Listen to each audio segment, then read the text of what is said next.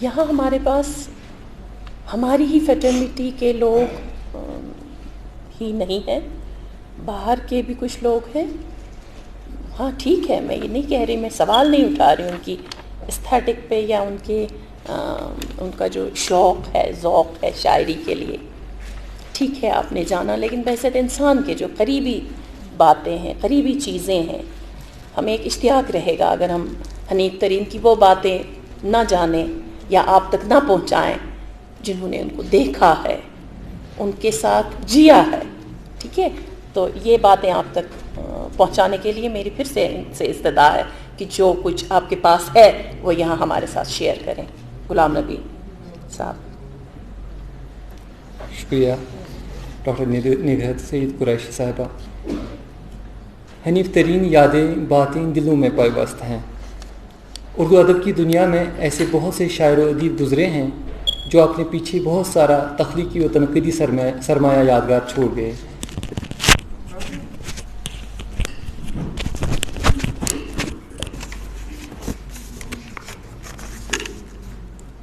تاہم اس کے باوجود ان کے خوابوں کی تعبیر نہ ہو سکی. ایک قاری اس بات پر سوال قائم کر سکتا ہے کہ اچھا خاصا ادبی سرمایہ یادگار چھوڑنے کے باوجود کسی کے خواب یا ارمان پورے نہ ہوئے. یہ کون سی بات ہوئی؟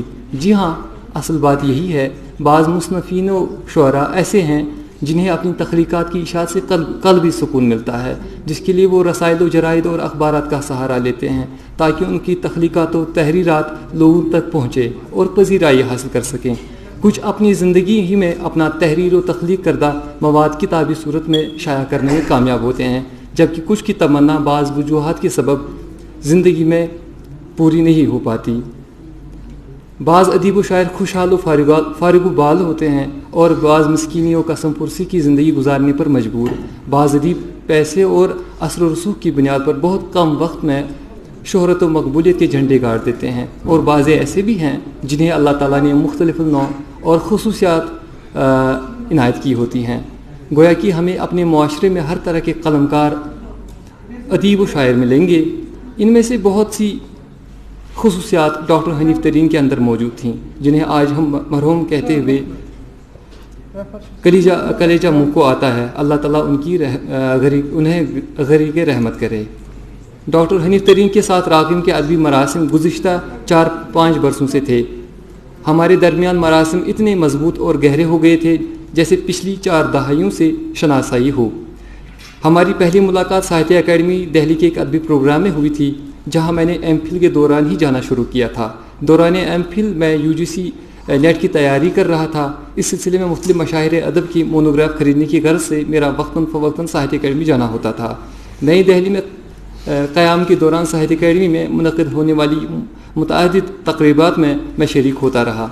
میں یہ بات بڑے فخر کے ساتھ کہہ رہا ہوں کہ میرے ادبی مشاغل کے محرکات میں ساہتیہ اکیڈمی نے کلیدی کردار ادا کیا ہے. اور یہی وہ جگہ تھی جہاں ایک پروگرام میں ڈاکٹر حنیف ترین سے تعارف ہوا تھا.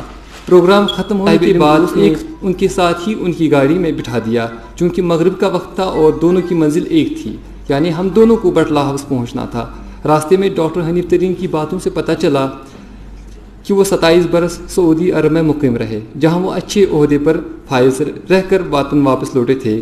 ظاہر ہے اپنے وطن سے دور غیر ملک میں بڑی مدت تک رہنا اور زندگی گزارنا کسی بھی ذی شعور کے لیے ذہنی عذاب سے کم نہیں. حنیف ترین بھی اس بات سے بخوبی واقف تھے.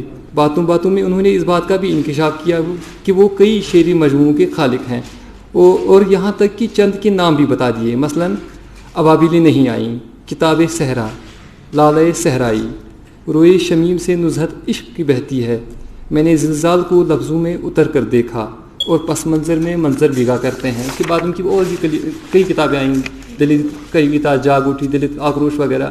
کتابوں کے نام سن کر اور ان کی شعری و ادبی خدمات جان کر متاثر ہونا یقینی تھا. انہوں نے گاڑی میں یہ بھی بتایا کہ موصوف عربی اور انگریزی میں بھی کتاب شائع کر چکے ہیں. اس طرح ان سے گفتگو اور دلچسپی کے مزید آثار پیدا ہوئے. جب انہوں نے جانا کہ راکم کا تعلق کشمیر سے ہے تو ان کی خوشی کا ٹھکانہ نہیں رہا. اس کے بعد انہوں نے اپنی ازدواجی رشتے کی طرف بھی ہلکا پھلکا اشارہ کیا. گویا ہم نے جان لیا کہ کشمیریوں سے وہ کتنی محبت اور عقیدت رکھتے ہیں۔ وہ بار بار کہتے رہے کہ کشمیری لوگ کتنے خوددار، ایماندار، سیدھے اور ارادوں کے پختہ ہوتے ہیں۔ وہ کشمیری قوم کو فلسطینی قوم سے تشبیہ دیتے ہوئے کچھ شعر بھی سنا دیتے۔ کشمیر کے پس منظر میں ان کی نظم کی چند بند پیش کر رہا ہوں جو انہوں نے راستے میں دہرائے تھے۔ کیا ہوا، کیوں یہاں بارود کی بدبو پھیلی، شعلے کیوں بھڑکے چناروں کے گھنے چھاؤں میں، لگ گئی کس کی نظر عشق کی آبادی کو، کس نے اغوا کیا شہر کی شہزادی کو۔ میں کشمیر، میرا دل بھی میری جان بھی ہے تو، میرے ہر زخم میرے ہر درد کا درمان بھی ہے تو، چوٹ تجھ کو لگے دل میرا ہنسی ہوتا ہے، ہو کے مغموم حزین جین بجین ہوتا ہے، تو میرا پیار ہے غیرت کا گلستاں ہے تو، میرے یادوں میرے خوابوں کا شبستاں ہے تو۔ جی ہاں، گفتگو ڈاکٹر حنیف ترین کی کار میں ساہتیہ اکیڈمی سے بٹلہ ہاؤس تک کے سفر کے درمیان ہو رہی ہے۔ کار ان کا چھوٹا بیٹا حماد شاہ خان چلا رہا تھا، جس کو حنیف صاحب راستے میں کار ادھر چلاؤ ادھر چلاؤ، ادھر روکو ادھر روکو کہہ کر ڈانٹتے رہے۔ تاہم حماد فرمان بردار بیٹی کی طرح ٹھیک ہے پاپا کہہ کر خاموش ہو جاتا، کیونکہ وہ طبیعت کا بہت نرم اور سادہ ہے۔ اور دوران سفر راکم کو حنیف ترین کے خوش طبع اور ملنسار ہونے کا احساس ہوا۔ بٹلہ ہاؤس پہنچنے پر انہوں نے مجھے کلینک آنے کی دعوت دی اور کہا کہ غلام نبی، تم مجھے بہت ایماندار اور شریف لگے، میرے ساتھ مل کر کام کرو، دیکھنا کتنی ترقی کرو گے۔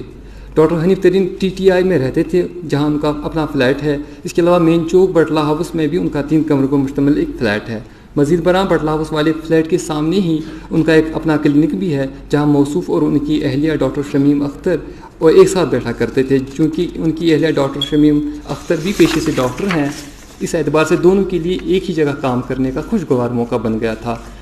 1-2 دن گزرنے کے بعد نوجوان فیشن نگار سلمان عبدالصمد نے میرے کمرے پر آ کر کہا کہ وہ حنیف ترین سے ملاقات کر کے آئے ہیں۔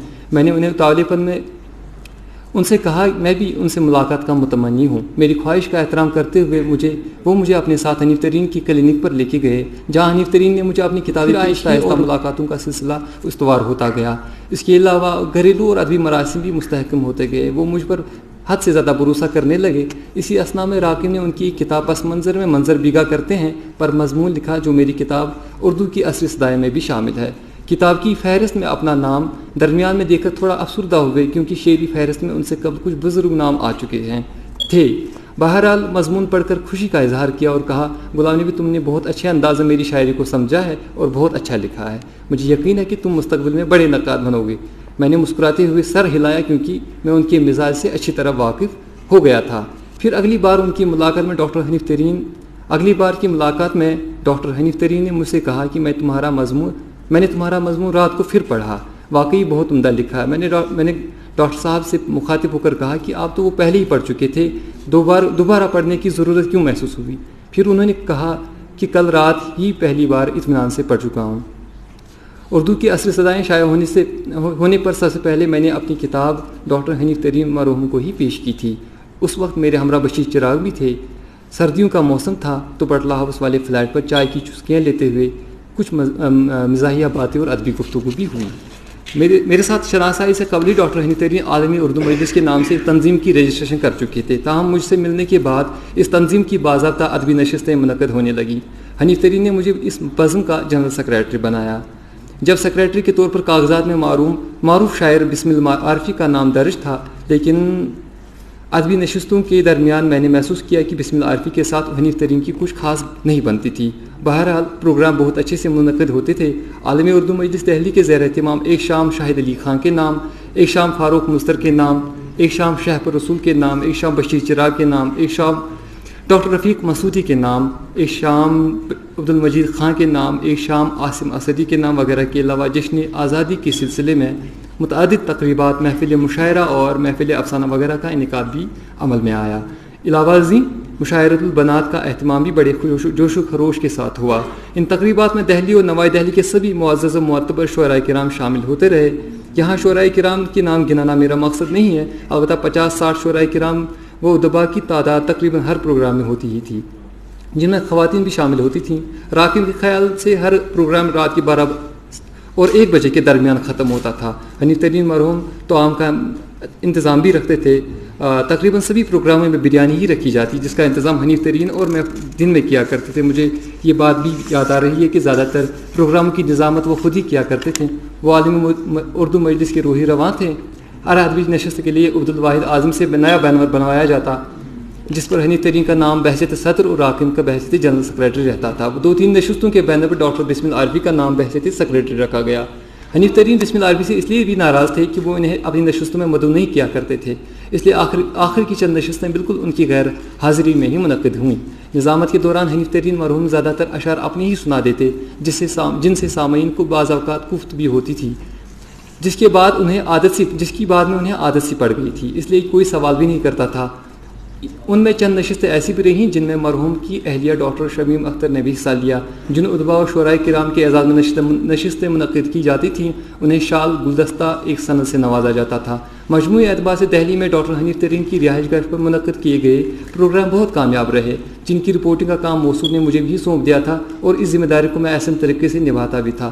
1-2 نشستیں ایسی بھی رہیں جو میری غیر حاضری میں ہوئی کیونکہ میں ان دنوں حنیف ترین صاحب سے کسی بات پر ناراض ہوا تھا. اس بات میں کوئی شک نہیں کہ حنیف ترین ایک زندہ دل شخصیت کے مالک تھے. انہیں روٹھوں کو منانا بخوبی آتا تھا. پھر ایک دفعہ وہ بشی چراغ اور مقبول فیروزی کے ہمراہ بٹلہ ہاؤس پر میرے کمرے پر تشریف آور ہوئے, جس پر مجھے بہت خوشی ہوئی اور فوراً ان کی خدمت میں چائے پیش کی. اس طرح وہ بھی خوش ہوئے اور ہماری ناراضگی جاتی رہی. حنیف ترین اس بات کو بار بار دہراتے کہ ان کی پہلی کتاب کا اجرا مشہور صحافی اور سیاستدان میم افضل کے ہاتھوں انجمن ترقی اردو ہند کی میں عمل میں آیا تھا. کشمیر یونیورسٹی کے قائم مقام اور جامعہ ملیہ اسلامیہ کی سابق vice chancellor professor Talat Ahmad صاحب سے ہم دہلی میں 2 بار ملاقات کرنے گئے. پہلی ملاقات ان کی رہائش گاہ پر اور دوسری پروفیسر موصوف کے آفس میں ہوئی. اس موقع پر میں نے ان کی خدمت میں 21ویں صدی میں اردو غزل از ڈاکٹر منصور خوشتر جبکہ مرحوم حنیف ترین نے اپنی انگریزی نظموں کا مجموعہ دا ٹروتھ آف ٹیررزم پیش کی. ڈاکٹر حنیف ترین کی عزت نفس کو اس وقت سخت ٹھیس پہنچی جب اردو اکادمیوں اور دیگر اداروں کی جانب سے کسی نااہل کو ایوارڈ دیا جاتا اور سمان سے نوازا جاتا ہے. وہ کہتے تھے کہ ایسے بے غیرت اور نااہل لوگوں کی وجہ سے اہل اور قابل افراد اور ادیب حق تلفی کے شکار ہو جاتے ہیں. جب میں ڈاکٹر حنیف ترین سے ان کے کلینک پر ملنے جاتا تو وہ مجھے اپنے ساتھ بٹلہ ہاؤس لے جاتے جہاں وہ پان والے کے پاس لے کر پان چبانا شروع کر دیتے. اس کے بعد گھر کے لیے زیادہ تر امرود خریدتے ہوئے میں نے انہیں بارہا دیکھا ہے. پروگرام شروع کرنے سے قبل وہ اپنے گھر ہی میں مغرب کی نماز پڑھ لیا کرتے تھے. ان کا لباس بہت صاف ستھرا رہتا تھا. عموماً لمبا سفید چگا پہن لیا کرتے تھے اور بعض اوقات مفلر بھی اوڑھ لیتے تھے. بالوں کو کنگا کرتے اور آئینے میں خود کو ایک بار ضرور دیکھ لیتے. پھر اسٹیج پر سینہ چوڑا کر کے چلے جاتے. اس دوران میرے ہاتھ میں کاپی اور قلم تھما دیتے جس پر مجھے شعراء کرام کے اشعار لکھنے پڑتے تھے. پھر آدھی رات کو مجھے اس پروگرام کی نیوز بھی تیار کرنا پڑتی تھی. اس طرح پروگرام کے 1-2 دن بعد وہ نیوز ہندوستان کے سبھی اخباروں کی زینت بنتی تھی.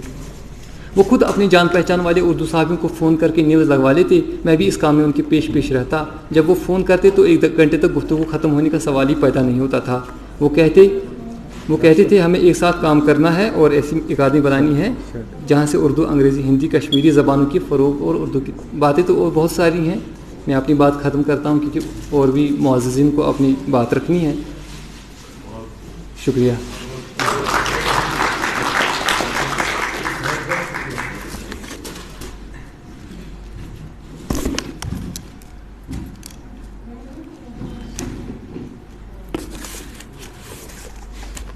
دھندلے خواب کے پس منظر میں ایک مکھڑا یوں ابھرا ہے. دھندلے خواب کے پس منظر میں ایک مکھڑا یوں ابھرا ہے جیسے ساون کے موسم میں دھوپ کی بند ہتھیلی ہو. شعر ایک بار پھر ڈاکٹر حنیف ترین کا ہے, آپ کی سماعتوں کے نظر. غلام نبی کمار صاحب کی وساطت سے آپ نے ڈاکٹر حنیف ترین کو جانا. آپ تک بات پہنچی جو میرا مدعا تھا کہ آپ جانیں.